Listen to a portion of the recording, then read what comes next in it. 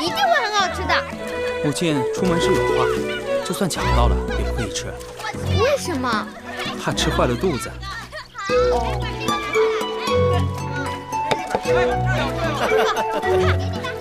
3月3吃红蛋，你们几个合不下去，抢几个红蛋上，谁抢得多，本太子有赏赐。就当求个吉利，图个彩头，去吧。是。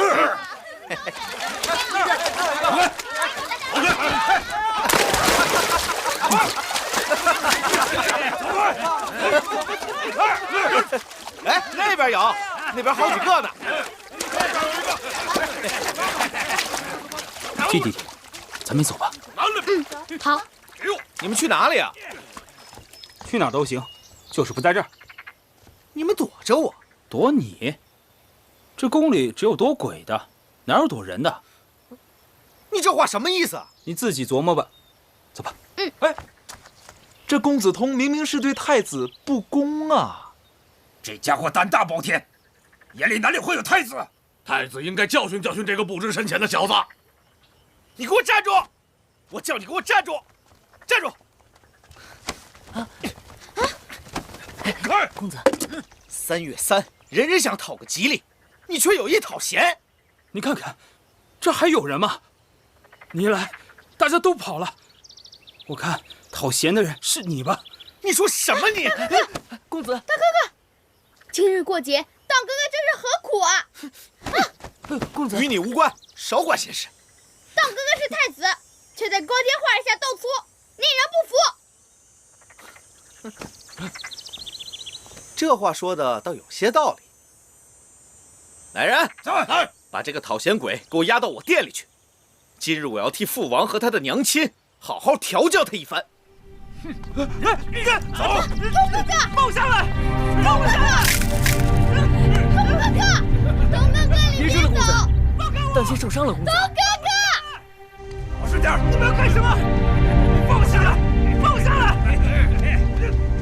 走！放开我！带进来。是。你们放下来！放下来吧！你们干什么？哎，往哪儿去啊？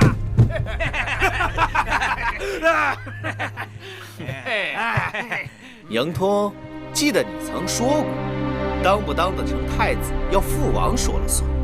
如今我当上了，怎么看着眼红？当上太子又怎样？我不仅当了太子，还娶了宜公主。说到这个，想必让你痛不欲生吧？就凭你，一个手无缚鸡之力的讨嫌鬼，竟然对宜公主垂涎3尺，百般殷勤，真是丢人现眼。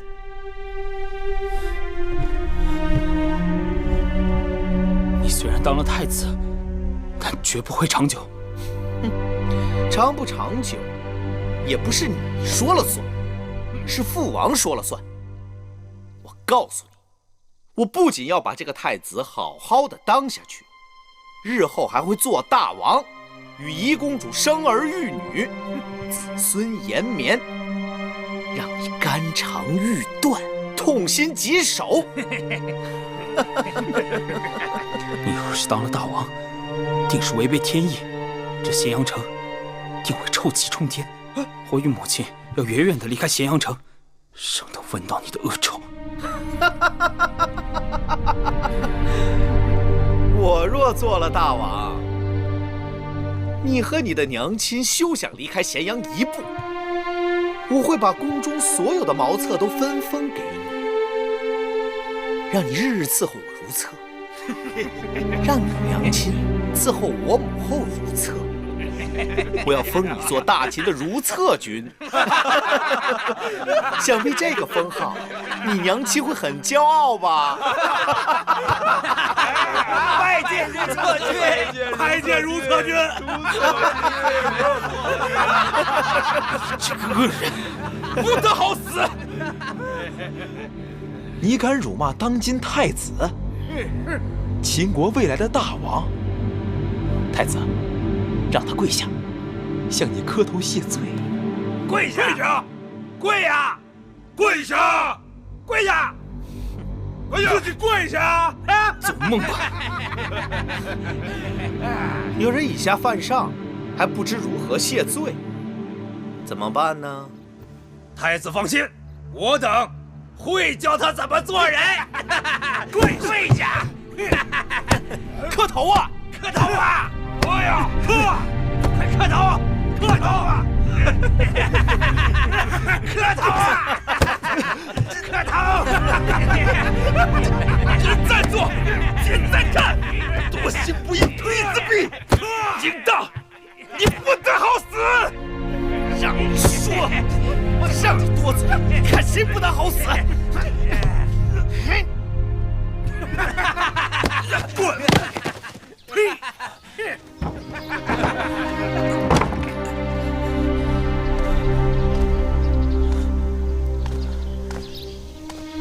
木星，你说他们到底会对通哥哥怎么样？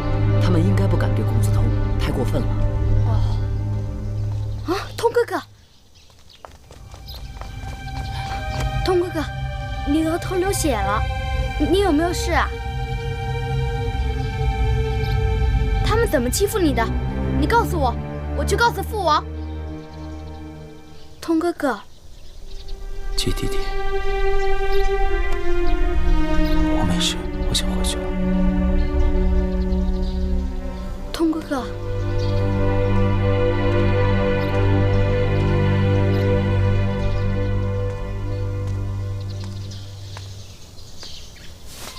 公子，咱们回去吧。啊。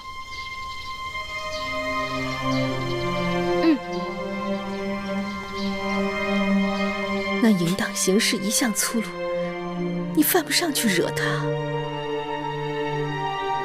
母亲明知并非是孩儿的错，你敢去向他问罪吗？他是太子，又是嫡子，他的母亲是王后，我们怎么得罪得起他们？他这样羞辱童儿和母亲，母亲还打算继续强忍下去？不忍又能如何？好在有一日你会分封，母亲也能跟着你。别跟我提分封！好，我不提分封，不提分封。童儿别急，今日过节不提分封。哎，你看，母亲专门准备了嫩荠菜、红鸡蛋，哎，还有这个，是母亲特意给童儿做的荠菜花的枕头。啊，好，童儿，今日过节，你就不要出门了，陪母亲过节好不好？童儿，你说话呀！母亲一辈子忍气吞声，让我也忍气吞声。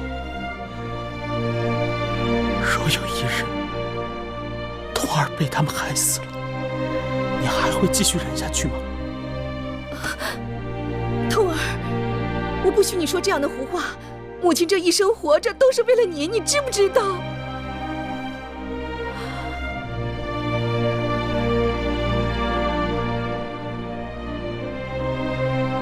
太子行为无状，欺辱骨肉兄弟。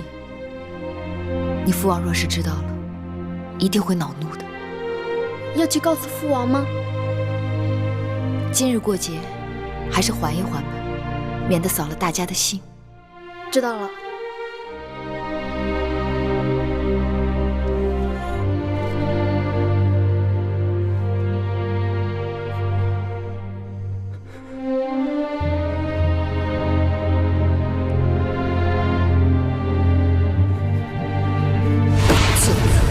封锁大秦的如厕权，磕头啊！朕在做，天在看。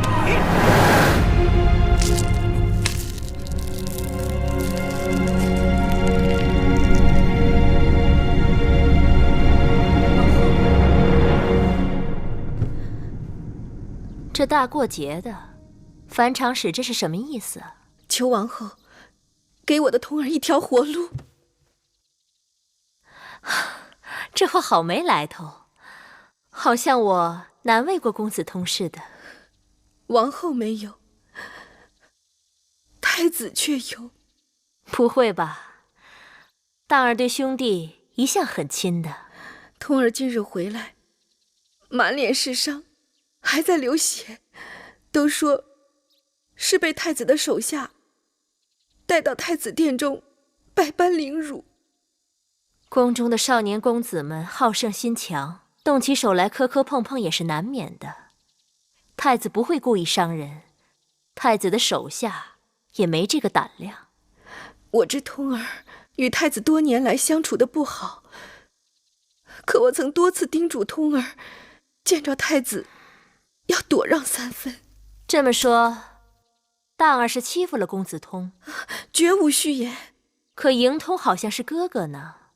身为大秦公子，以开疆拓土为责，勇猛杀敌为荣。可听说公子通骑不得快马，拉不得硬弓，平日里樊长史也太娇宠他了。王后，过去公子们中间虽有过口诀，但从未有人来交房殿指责太子的不是。樊长史可是宫中第一人。王后的意思，通儿受辱是我们的过错。好了好了，等大儿回来，我会问清楚缘由。多谢王后。夫人，好没规矩！夫人，王后的交房殿也是你能乱闯的。夫人，发生什么事了？夫人，是公子通，公子通他……公子怎么了？公子通他上吊自尽了。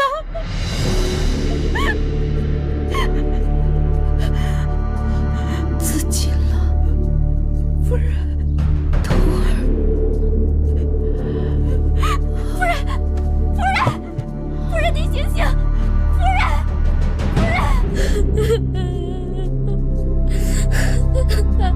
好了，琪儿，别哭了，再哭该哭坏身子了。通哥哥，只可惜了公子通，那孩子与继儿的情分最深。公子通没了，也怪我一时想错。若能及时赶过去劝解开导，或许不至于会走到这一步。是小的没有保护好2位公子，请夫人责罚。是公子通心窄，但滴水成河。若不是往日委屈太深，觉得实在憋屈，也不会将死做出路的。不管什么委屈，总有天理。这么一去，倒是什么都说不清了。好了，继儿，继儿乖，别哭了啊！太子去承明殿谢罪了。是。你们几个平日里是怎么伺候太子的？竟让他惹出这样的麻烦！小的该死。不过，那公子通寻死，的确是因为他鼠肚鸡肠。皇后，那个公子通死了，大王会怪罪太子吗？秦人崇尚勇武，鄙视懦弱。大秦公子命当死于沙场，那公子通自寻短见，既是丢人现眼，更是忤逆不孝。大王就算是气恼太子，也不会过分重责他。公子通死了，樊长史必定怨恨上太子，这下咱们在宫里又多了个仇人。唉，幸好那樊长史人微言轻，平日里我们也没什么把柄攥在他手上，不然又是麻烦。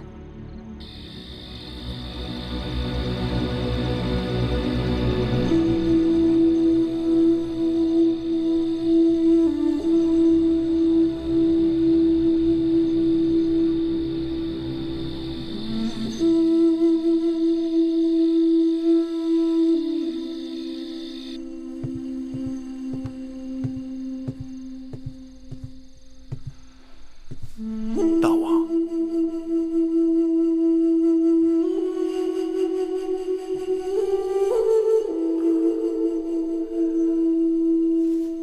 大王，太子已经在大殿外跪了1个时辰了。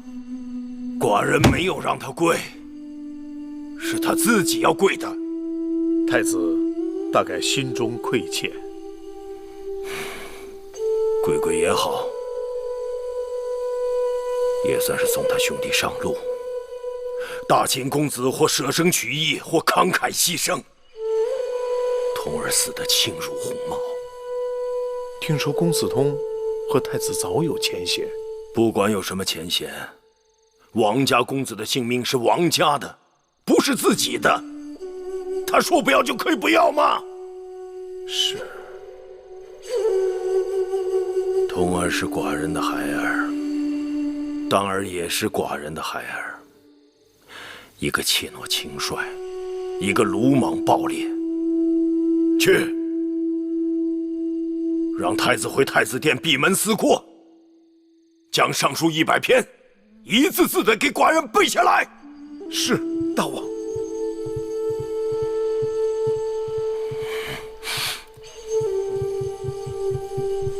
大王，樊长史求见。此刻寡人最不想见的就是他了。让他进来。是。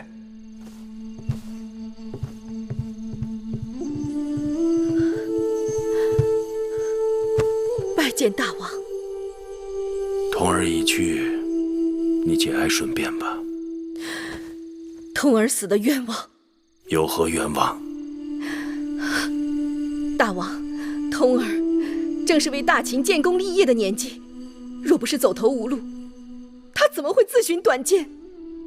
大秦公子本该经得起千柔百挫，无论何事都要有担待。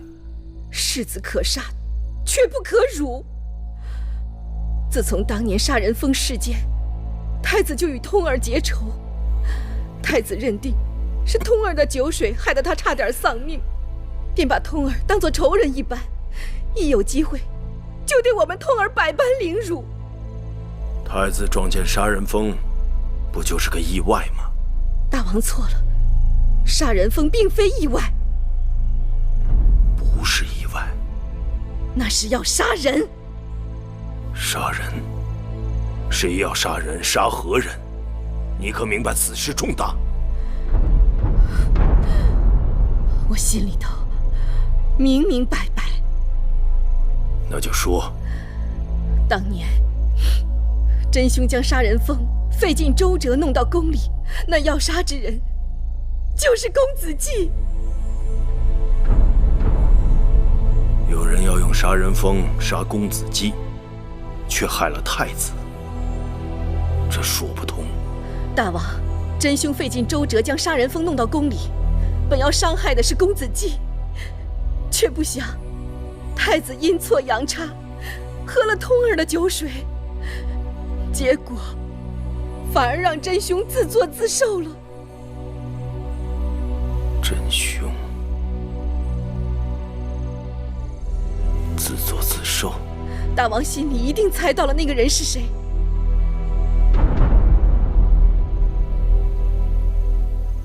不会是我？不错，那个人就是王后。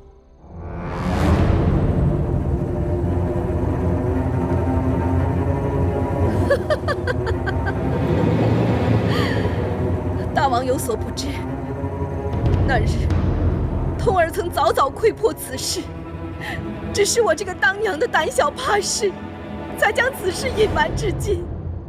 若是能早早告知大王，我的通儿他也不会。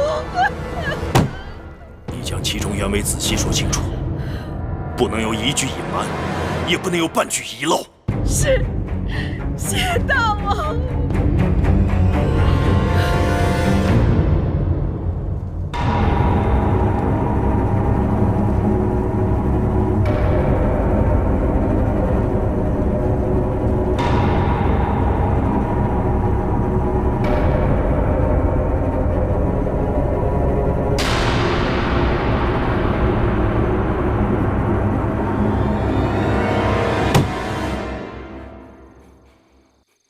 母亲，母亲！哎呦，大王！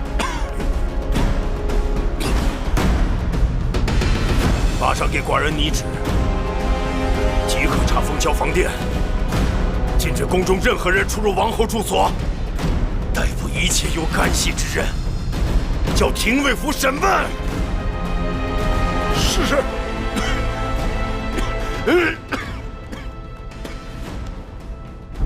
你说什么？樊长史出手母后，说他企图谋害公子季。小的刚刚知晓，昨晚大王已经下令查封交房殿，里面的人出不来，外面的人也进不去。不可能，这绝不可能！母后心肠最软，不可能做这种事。眼下不是辩解可能不可能的时候，得随机应变才是。如何应变？那樊长史平日里不哼不哈，胆子最小，如今却敢跳出来咬母后。公子通已经死了，他就算扳倒了王后，又能有什么好处？不是有人指使，不是有人替他谋划，就凭他，谁是他的幕后之人？谁会因母后出事而得到好处？这样的人，后宫里多的是。芈八子、唐夫人、魏良人，还有你的姑母。你得想想，他们为什么怂恿你父王向你母后问罪？他们是禁止向你的太子位分。若你倒运，谁会有好处？公子运、公子迟、公子介，还有你那华哥哥，真是不开窍。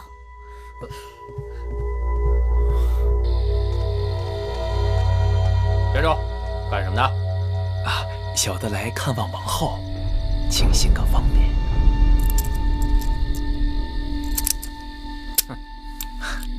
啊，哎，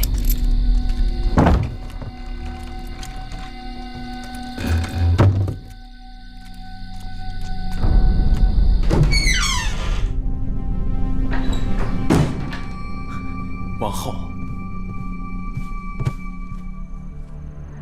你怎么进来了？啊，小的让永相令行了个方便，这是刚刚蒸得的蛋羹，还热乎着呢。唉，王后水米不进，若真伤了身子，岂不是让外面那些要害你的人称心如意了？放那儿吧。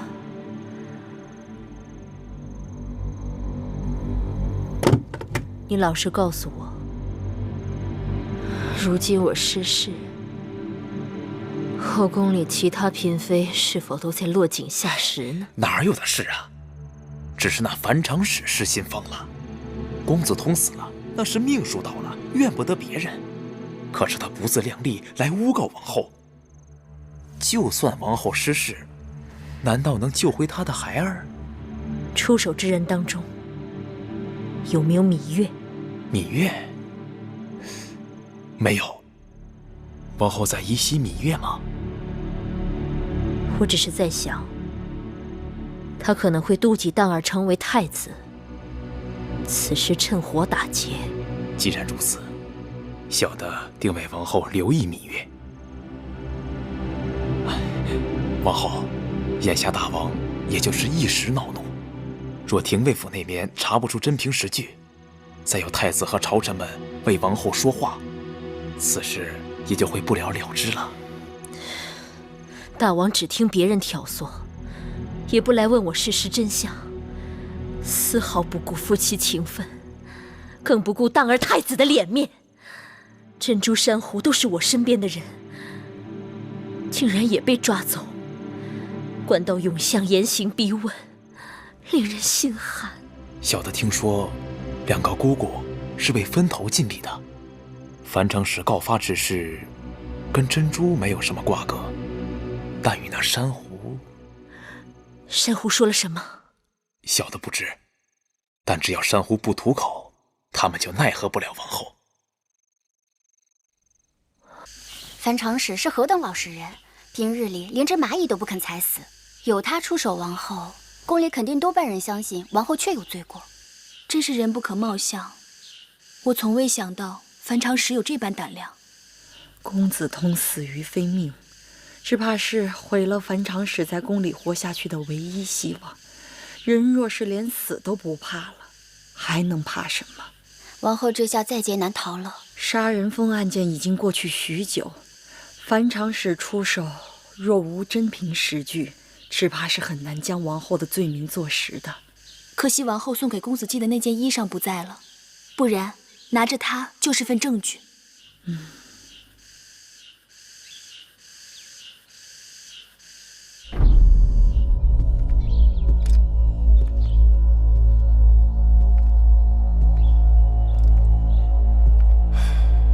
这天又要变了，风云突至，措手不及呀！事到如今，我等该早有筹措呀。王后怎么可能如此荒唐？哎，谁知道樊长史是不是诬告陷害呀？王后失德，图谋戕害公子。我等因上书，恳请大王废后于冷宫，以谢国人，安抚诸夫人公子之心。雍大人说的极是，此乃大王家事，臣子岂敢干预内宫？王后乃一国之母，王后失德，我等大秦重臣岂可做事？此事尚未有定论，你等就言之凿凿，逼宫废后，这岂是你等做臣子的礼数？姑息足以养奸，大王有10几位公子，若不能妥善处置此事，岂不人人自危，将来就是一场大祸呀！你，哼！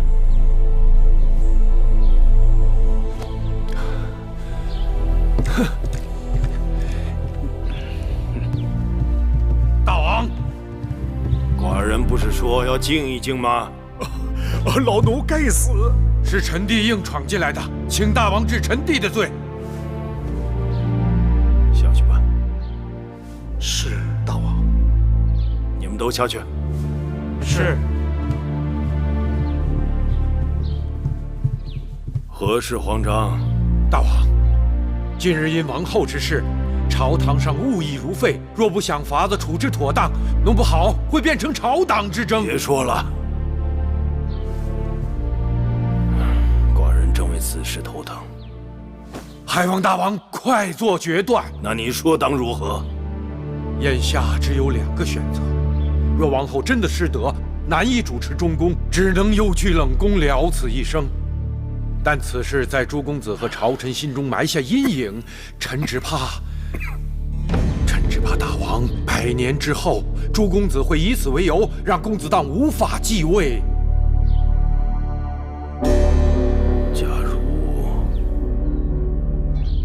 假如易处呢？若是嫡子不能继位，那在大王心中，余下诸公子还有谁能压倒群英，成为那个万众拥戴之人？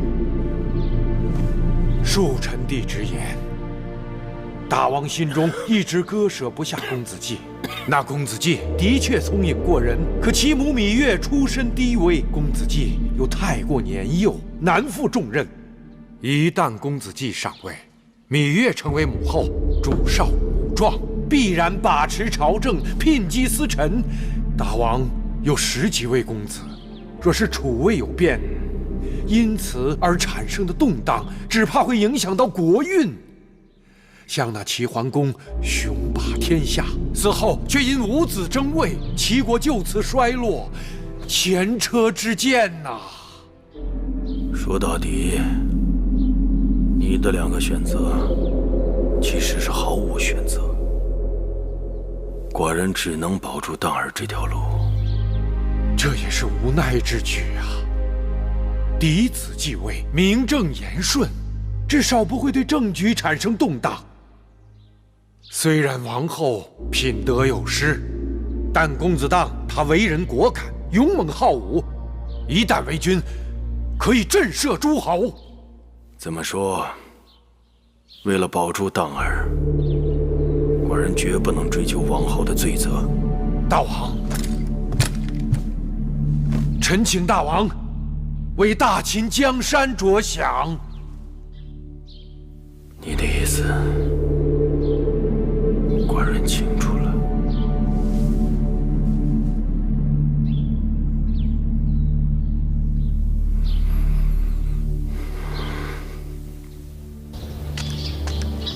甘右相，甘右相，甘右相，太子这是……母后危在旦夕，我已心神大乱。甘右相是当儿恩师，方能指点。嬴荡并非忘恩负义之人，右相若能帮助荡儿和母后渡过难关，日后必有蛇雀之报。太子不必慌张，大路就在眼前。右相明示。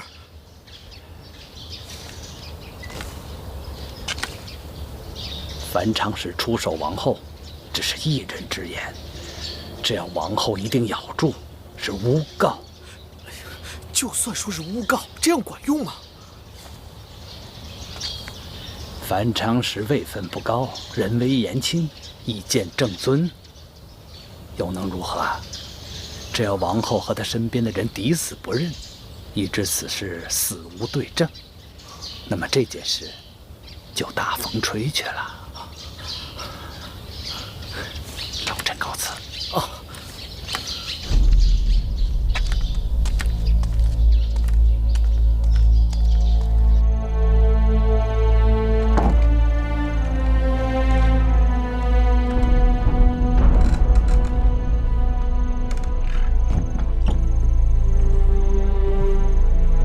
月儿，我看你晚上也没怎么吃，赶紧把这粥喝了吧。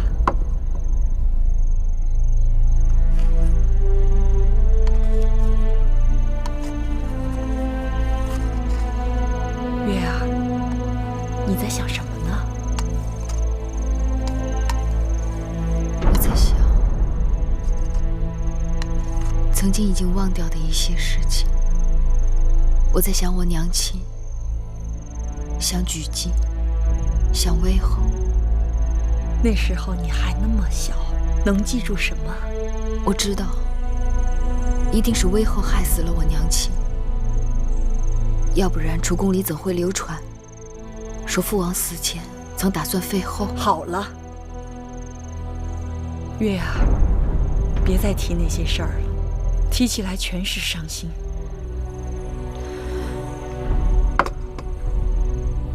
我不是故意惹姑姑不高兴的，我只是觉得眼前的情景似曾相识。幕间传话，大王要在承明殿召见8次。好，我知道了。这2日，寡人日不能食，夜不能寐。月儿，你与王后是姐妹，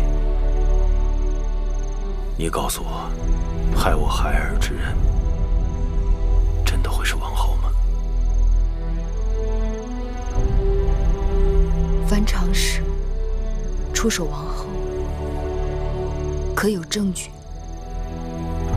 当年杀人凤之事，是童儿亲眼所见，环环相扣，合情合理。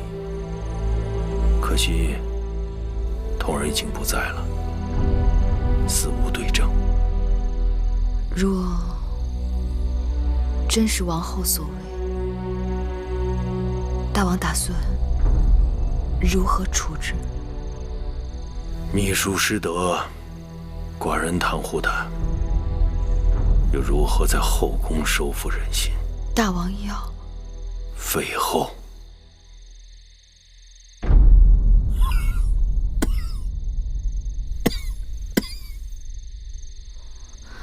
大王，照理讲，此时继儿是施主，芈月不该随意说东道西。但王后是国母，废后必动国本。眼下案情扑朔迷离，一发不可牵，牵之动全身。大王，还是慎重些为好。月儿，你是宫中尽心修长之人，当年杀人封案，震动宫闱，你可疑心过王后？大王，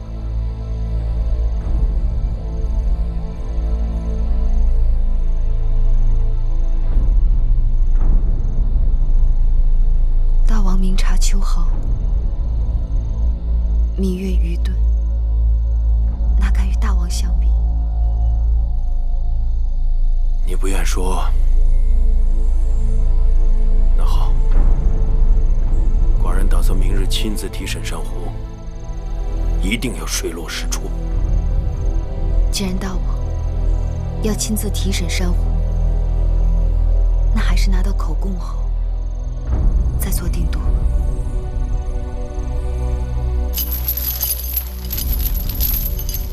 永香领说了，这里到处都是耳目，你呀，进去以后快说完就赶紧走，省得出事了，连累一干人，大家都不好办。那是自然。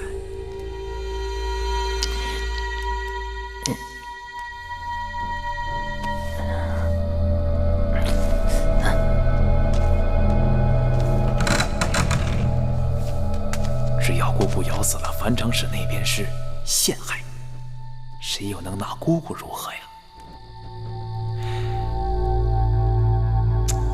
往后这些日子为了姑姑辗转难眠，看来无论大王如何决断，姑姑想要走出这暴世，只怕是无望了。啊，要有法子能一了百了，那样姑姑也可以少受些罪。哎，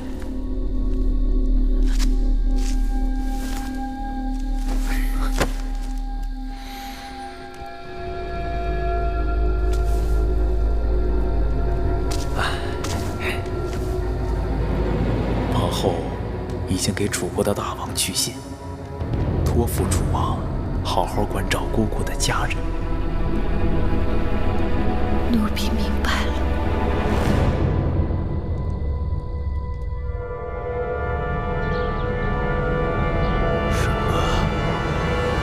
珊瑚昨晚撞墙自尽了。是，他一死，这案子还真不好收场了。有人要给寡人布迷局呢。对于樊长史与王后不和之说，臣弟早有所闻。记得王兄也曾经跟我提过，说太子莽撞好斗，不懂兄弟之情。何况如今情势越来越乱，若再不做决断，只怕有人会趁机浑水摸鱼。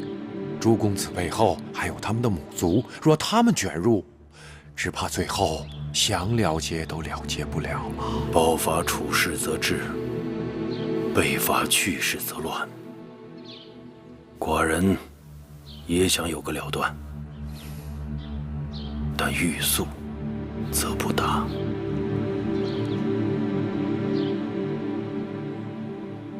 臣弟请大王深思，告退了。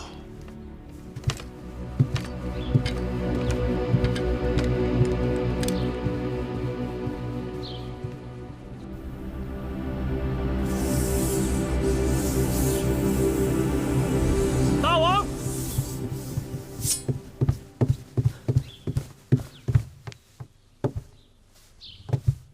长子何事？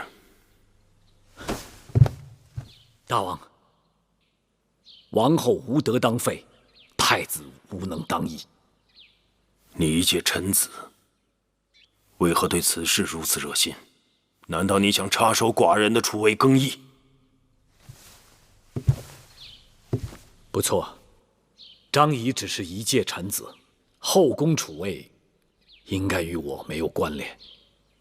我关心的只是自先公以来的商君之政，自大秦立国以来的争霸之心，有无可能延续？你信不过寡人。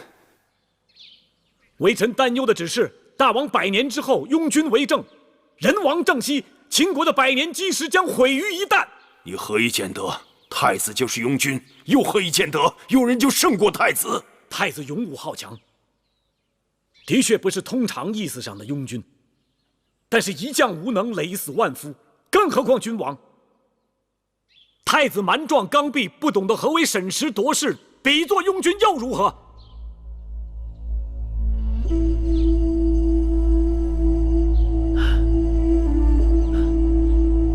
敢问大王，他日若太子继位，再遇上公函和伐蜀之争，大王以为太子会作何选择呢？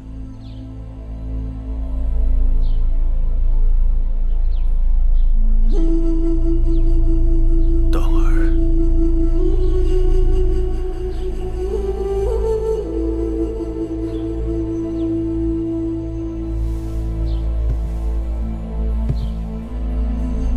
继儿虽然天赋异禀，但过于年幼。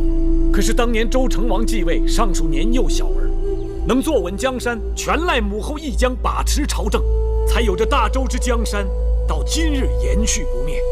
母后承天命而辅佐幼君，并非举世罕见，大王又何必执泥于公子季的年龄呢？更何况天下人才齐聚秦国，正因为我大秦法大于秦，若大王弃秦法而保人情，定会让天下贤良之士寒心却步啊！过去，秦国的王后嫡子九族亲贵，无论做了什么伤天害理的事情，都因为其身份高贵而得到庇护。若寡人再步其后尘，秦国新政的信用必将荡然无存。壮士断腕，取舍之道也。人生如棋，棋手无悔。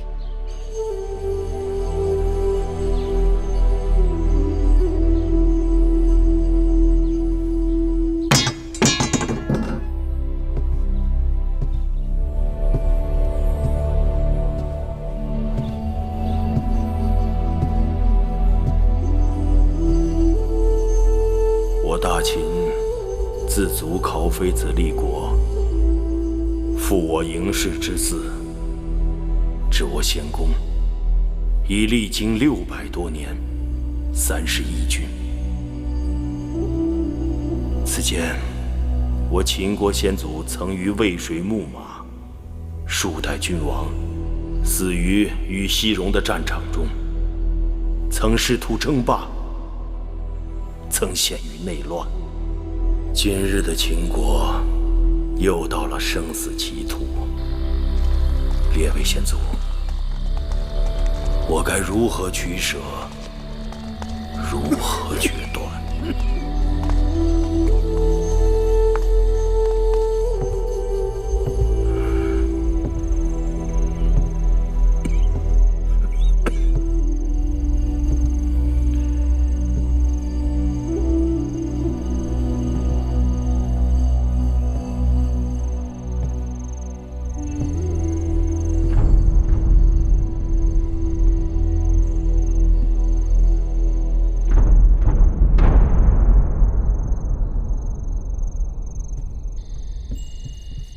王后，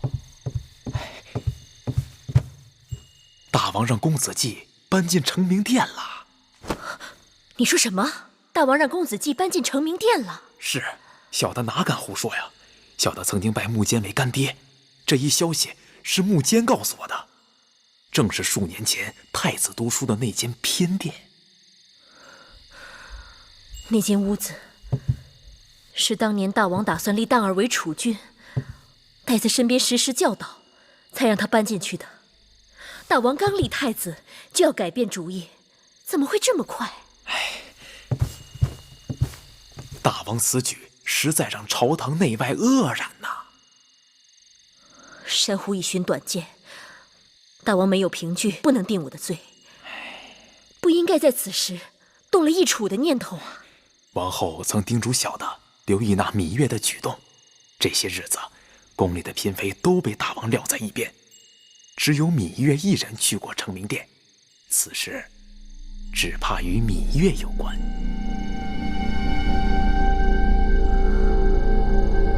一定是他去大王那儿出手了我。芈月，你言而无信，终于露出了真心，是我错信了你。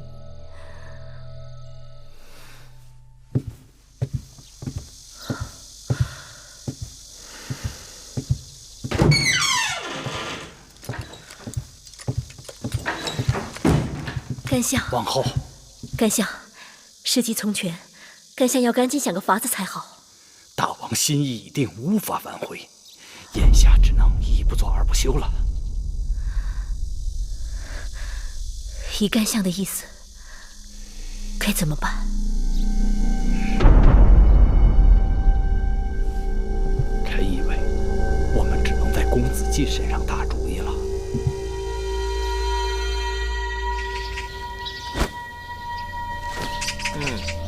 好，再转过去。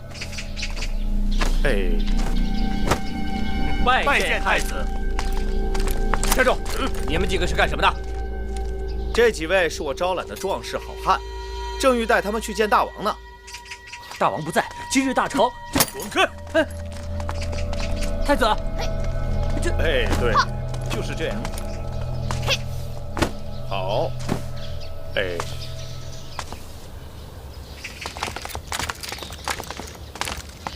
这儿不要抬得太高。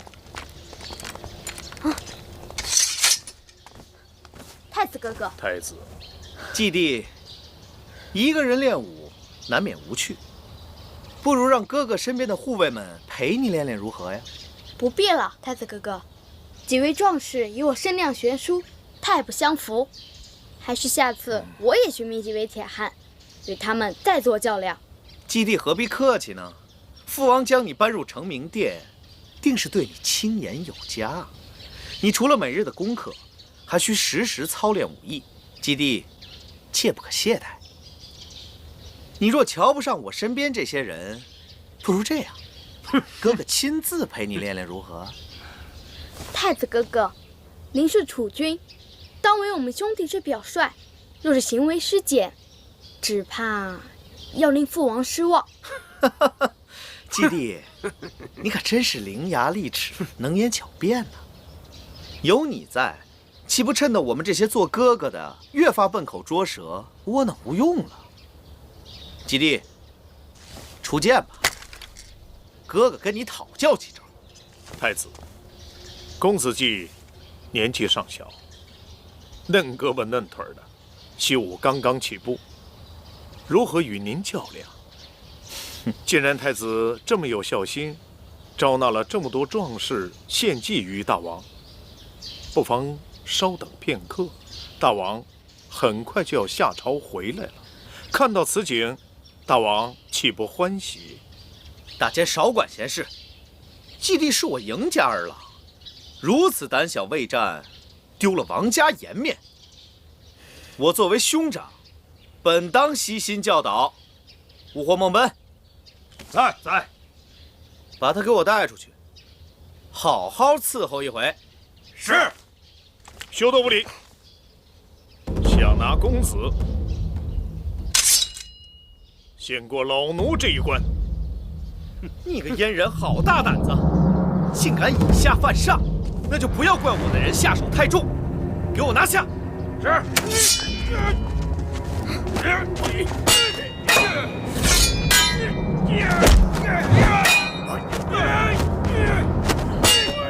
那些大名鼎鼎也不过如此嘛。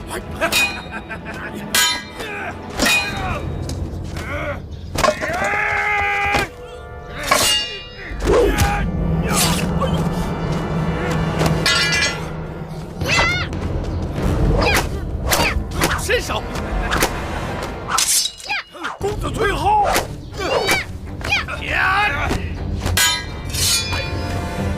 大胆！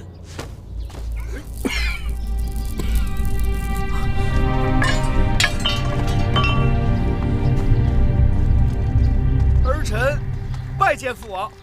儿臣拜见父王。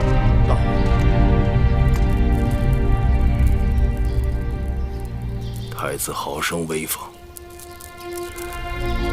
竟然可以带着人杀进寡人寝宫。接下来，是不是就要逼宫弑父？儿臣不敢，儿臣只是和季弟嬉闹玩耍而已。玩耍？你把宫里的大监都伤了。这几个是儿臣寻来的力士，乡野鄙夫，不懂礼仪，举手没个轻重。此事也算儿臣的错，回头儿臣好好调教便是。身为太子，请未放纵。谁人教导你的？寡人晚来一点儿，只怕继儿也给你伤了。这习武之人，祸皮伤肉也是难免的。这叫习武吗？舞刀弄剑，杀气腾腾，招招指向要害。季帝便可以在父王的寝宫中舞刀弄剑，这阉人老奴也可，唯独我不行。难道我不是父王的亲生骨肉吗？逆子！父王，大王，父王，大王，父王，大王，大王，父王，让开！父王，大王，父王，此刻怎么办？你们速速离去，休要让父王抓了你们。你呢？身为太子，自然是要为大王侍疾了。对对对，我要为父王侍疾，随时等待父王传召。你们快走！是，走走。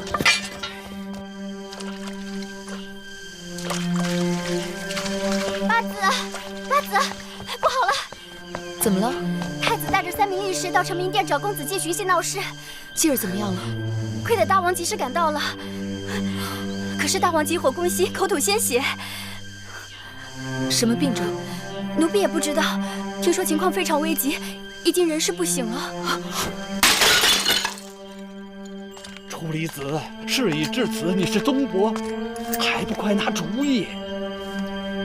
哎呀，不能再等了，不然就来不及了。分封在外的公子们日夜兼程往回赶，这腿脚快的马上就要进咸阳城了。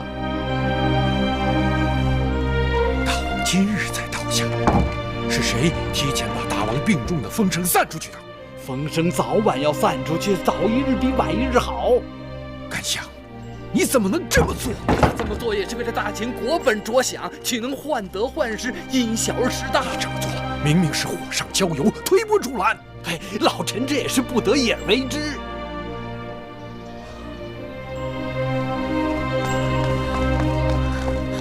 王后怎么出来了？大王病重，后宫无人主持，这必然生乱。我只好不顾性命，私下做主了。你胆子也太大了！哎，王后，大王病情危重，臣妾不知如何应对，一切还由王叔做主。王后放心，楚离子必当尽心竭力。此刻后宫人心慌乱，还要王后主持。那是当然。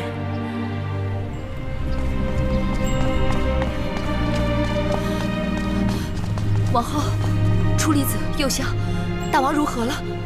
大王跪体抱恙，后宫所有人等未得传召，均不得进入承明殿。芈月，平日里大王最宠你，此刻你更该识大体。臣妾只求为大王侍疾，臣妾也要侍疾，臣妾也要侍疾。大王身边有太医诊治，你们去了，不仅无用，反倒掣肘。如今必须事事以大王贵体为先，谁要敢惊扰大王，可别怪我不顾往日的姐妹情面。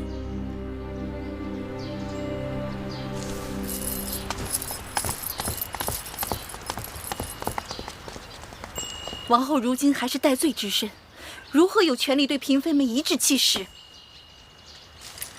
大王并未下诏定王后之罪，谁敢说王后是戴罪之身？王后如今得势，只怕是不会再放过我了。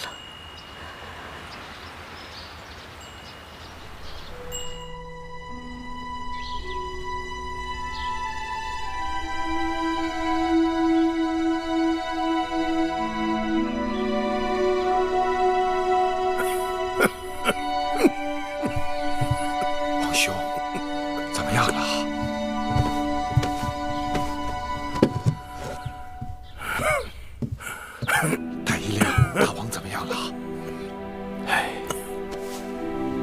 大王此政既劳神，更既大喜大怒，请大王珍重。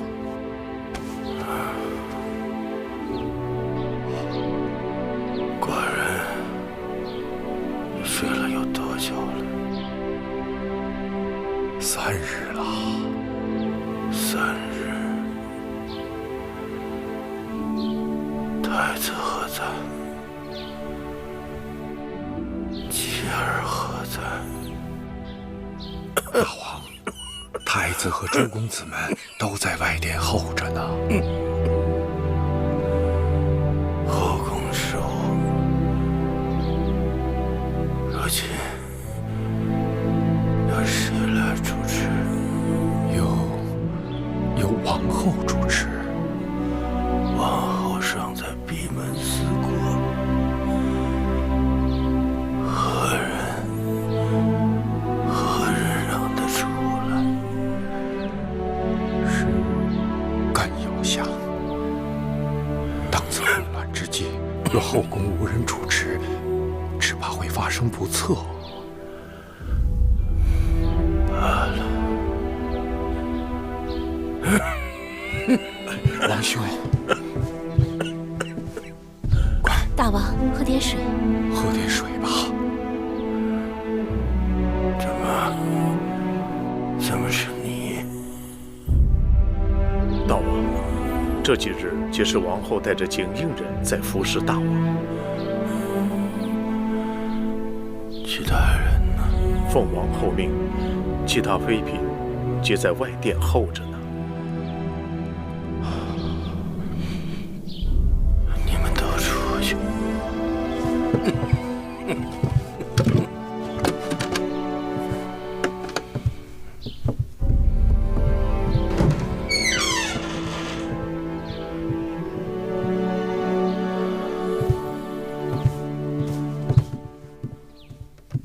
大王是要召王后来侍疾，那么是芈八子。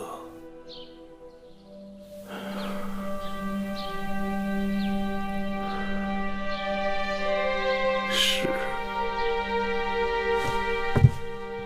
大倩，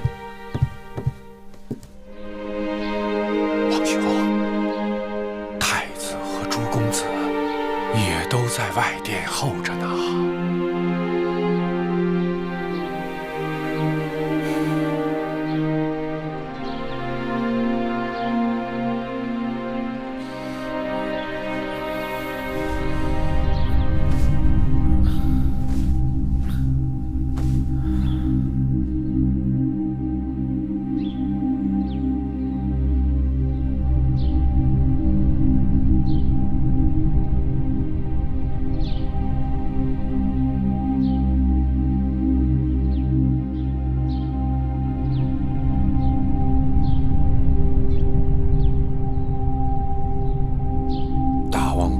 消息外泄，不但宫中的诸位公子轮流侍疾，外封和军中的各位公子也都快马赶回来了。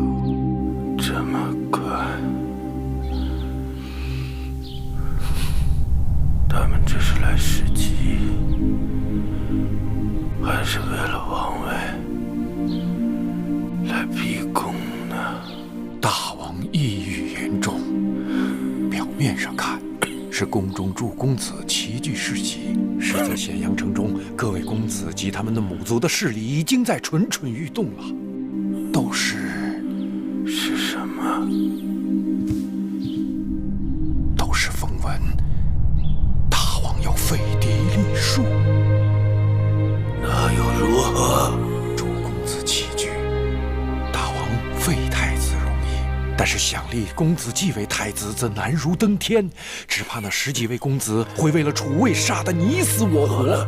不要说了，大王，事已至此，此乃天意，天意不可违呀！大王应以大局为重，为避免国家动荡，臣请大王放弃易储之念吧。天意弄人。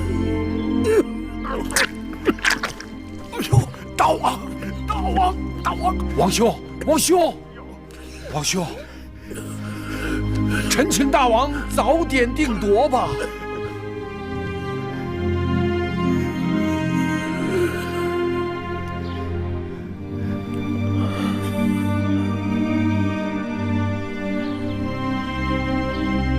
好了，车厘子，最后还是你赢了。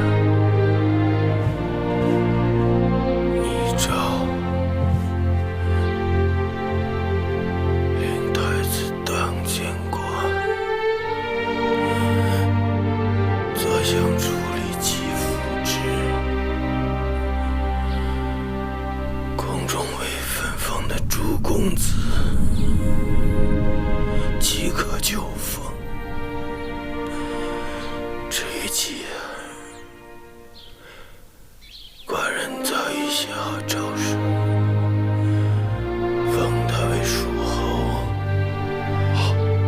一把子随继儿前往封地。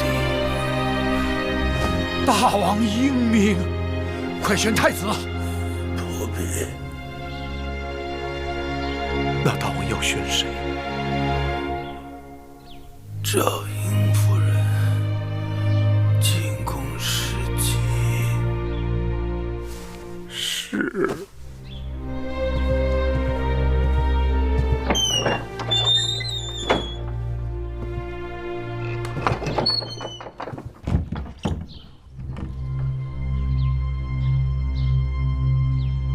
大王怎么说？是否让我们进去伺候？大王有旨，选迎夫人进宫侍疾。